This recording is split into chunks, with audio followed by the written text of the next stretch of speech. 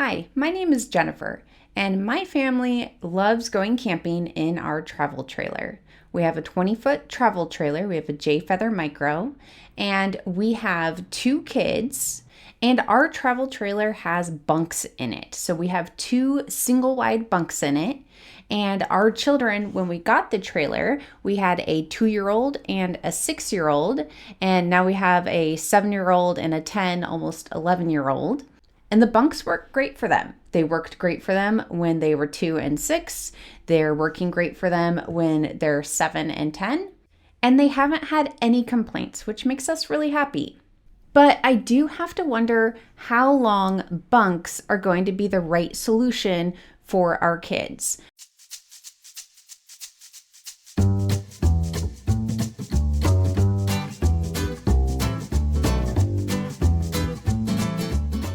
As the kids become teenagers, I'm just not sure that bunks are still the right solution, especially for tall teenagers. And right now, my 10-year-old is 5'5", and so I think he's just going to continue to grow, and I'm worried that he will outgrow his bunk. Now, I know we have the single wide bunks, and there are trailers with the double wide bunks, and that would give the kids more space to roll around, but I'm not sure that that's the right solution for a teenager. I think that they're going to want more headroom. I think it would be nice for them to be able to sit up and read a book and use their bunk as a space that they can go and be comfortable. Now, we've only had the single wide bunks. We haven't had a trailer with double wide bunks. So maybe I'm wrong. Maybe the double wide bunk is the solution for teenagers. But I feel like there needs to be a better solution for a small trailer design for a family that has tall teenage kids. Now, I have looked at lots of different trailer floor plans. We're not looking at getting a new trailer right now, but like I said, I'm just always curious of what we would switch to if we found our family outgrowing our current trailer. And I really have not found something that seems like a good fit for families with teenagers. So I put together my own design of just the ideas in my head of what I thought would make sense for a family with teenage children. And this is just a really rough mock-up just to kind of give an idea and see what other people think about this kind of trailer design. Okay, so first, let me make this really clear. I am not a trailer designer, so I don't know what I'm doing. I didn't take a ton of things into consideration, like where the axle should be and where the plumbing would be done and all the electrical stuff. I just laid out a floor plan that I think makes sense for teenagers. The floor on this design has kind of a grid, and each of those squares in the grid are meant to be 10 by 10. They're 10-inch square sections. So overall, this trailer design is designed to be 7.5 feet wide, so 90 inches on the inside width, so probably an 8-foot wide trailer overall. And then the length is 230 inches, which is just a little bit over 19 feet. So with the tongue and everything, the overall trailer length should be under 23 feet. And that was important to us. We definitely want to make sure that any trailer that we get is under 24 feet as a maximum length, just because that is the restriction for most of the California state parks around us, and that's our favorite place to go camping. So we wanted to make sure that if we did get a different trailer, that it could still fit into most state parks. So the floor plan that we think makes the most sense for a family with teenage kids is a floor plan that has 2 single beds in it. So instead of a bunk or a double bunk, there's 2 single beds. And the size of these beds in this mock-up is the same as a single bunk bed. So it's the 24 width by 74 length. And I would really like if the width could be just slightly more, like 30 inches instead of 24. But the problem is that would just be too wide for a trailer. I don't really see how that could work. But the width of the bunks doesn't seem to be the problem. It's more the headspace. So this would be a narrow bed. They'd go in at the foot, but then they would have that entire space. And that would allow teens to have their own little area. So not only would they have their bed, but because they would have so much head space, there would be space for a window. There would be space for a shelf above the window. They could put their clothes there. There would also be a wall that could have some hooks and they could hang hats or jackets. There would be space for all of their stuff in this little bed area. The beds are narrow at 24 inches, but that is the same width as the single bunks. And the width doesn't seem to be as big of an issue. So the more that we looked at this mock-up, the more I really started to like it. I think there's a lot of variations that you could do with this that would make a lot of sense for lots of different types of campers.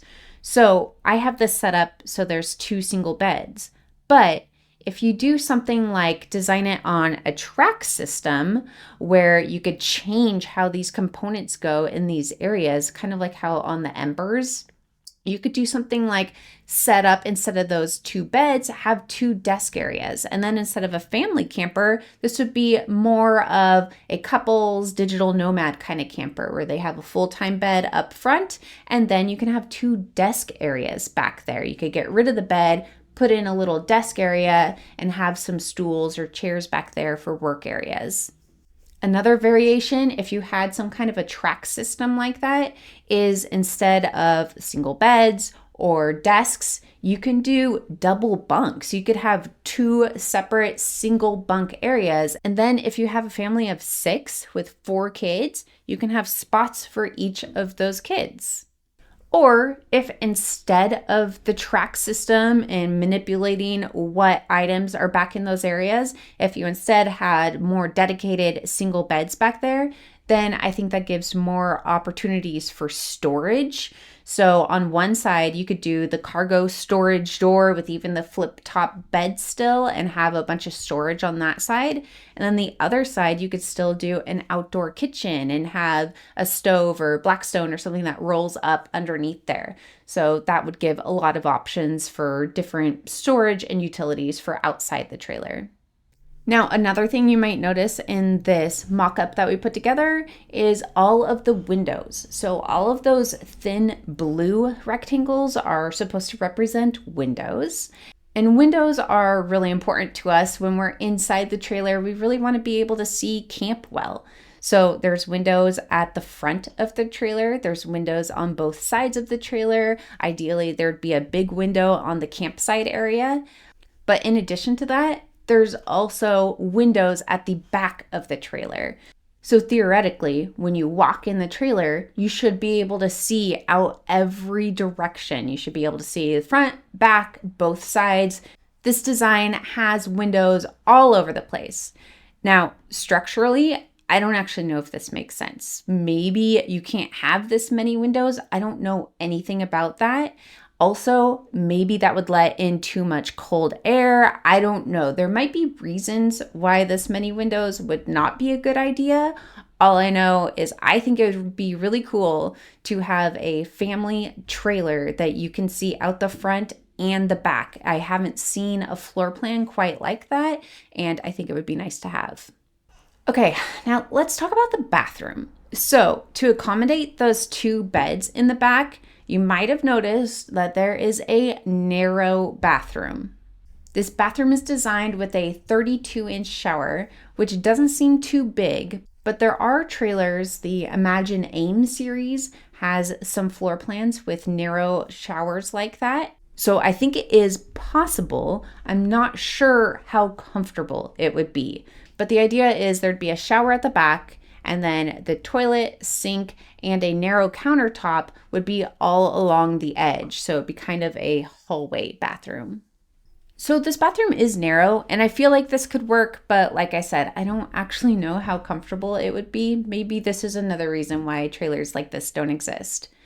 But another option is if the beds and the bathroom all needed to be slightly wider, it could be oriented the other direction. So instead of all in a row in the back, it could be flipped, and then it could have a little bit of a walkway to get to the beds and the bathroom. And then the kitchen, instead of being all along the line there, it could be an L-shaped kitchen. And I think that could work as far as the flow of walking in the trailer. I think that that would be comfortable and work. My big hesitation with that idea is I'm not sure that it would tow very well. It seems very off balance. It seems like all of the weight is on one side of the trailer, and I imagine that would be not a very safe towing situation. And that's my big issue with that design. I think that the first design is probably a little bit more cramped, but a little bit safer. Another variation that could work with this design is I have all of the kitchen pieces just here near the front bed, but they could also be on a slide. It could be on a slide, and then that would give a little bit more space inside the trailer and make it a little bit easier to get into the beds. One of the things you might have noticed that's missing from this floor plan is there's no dinette. So we actually use the dinette all the time, and it is nice to have a spot that 4 people can sit, but I don't see a way that that would work with this design. And I think that it's an okay compromise to go away from that to be able to give the kids their own more comfortable bed spaces. So instead, we were thinking that we could do some kind of a flip-up bar. So over on the side, there would be a countertop, and you can flip that up to use it as a table or a counter. And then underneath, there would be a couple of stools. And this would just give a small little breakfast nook, an area for the kids to eat, and it would provide some extra counter space because the kitchen would really be lacking in counter space. Another possible variation to this design, to add a little bit more seating area, this would probably add some length onto the trailer, but instead of the queen full-time bed up front, if that was switched to a Murphy bed, then during the day, that could be folded into a couch and have another little table and seating area over there. So then between the flip-up counter and the Murphy bed, that could accommodate 4 people sitting there. Like I said, I am not a trailer designer. These were just the ideas that we've come up with when we've been kind of brainstorming and looking at what floor plans would make sense for families with teenagers. And we just kind of wanted to put our ideas out there. I have no idea if something like this would even ever be possible because, like I said, there's other things to consider, like the structural integrity of the trailer and the axle and plumbing and electrical, and there's all these other components that I know would have to go into this that I have not spent any time considering. But I really wanted to get your opinion. What do you think of a design like this? If you have seen any floor plans that you like, that you think make sense for families with teenagers, I would really love to see them, especially if they are in smaller travel trailers. I know as you get into really large travel trailers, there's more options. But like I said, it's important to us to still be able to camp in state campgrounds. And for around here, that's normally under 24 feet. And if you've done anything creative with the more standard trailer designs to make them work for your teenagers, I'd love to hear how that worked out too. It's always interesting to see what other people have been doing to help us continue to brainstorm the best solution for the kids as they continue to grow. Thanks for watching, and happy camping, everyone.